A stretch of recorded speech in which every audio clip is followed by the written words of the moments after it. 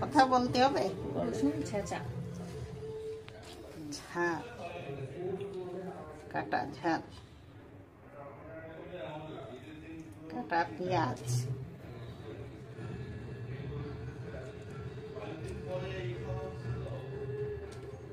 একটু আদা বাটা, জিরা বাটা, আর একটু কাঁচা ঝাল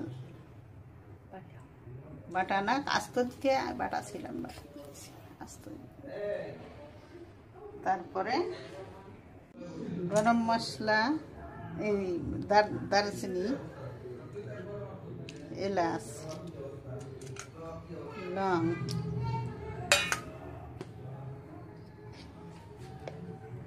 হলুদ,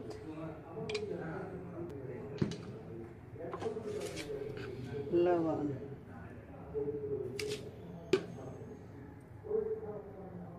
সরিষার তেল,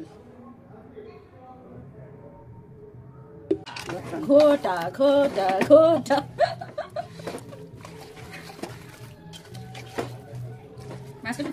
সুন্দর করে মাখাইলে মাংসের টেস্ট বেশি হবে। প্রেসার কুকারে গরুর মাংস সুন্দর করে মশলা দিয়ে সুন্দর করে মাখিয়ে তারপরে সামান্য, তারপরে ঢাকনা, তারপরে চুলাটা ব্যাস 5টা সিটি পর্যন্ত অপেক্ষা করতে হবে। তারপরে ঠান্ডা হইলে একটু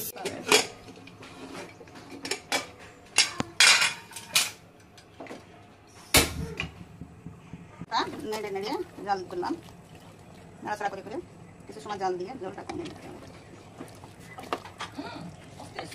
সরিষার তেল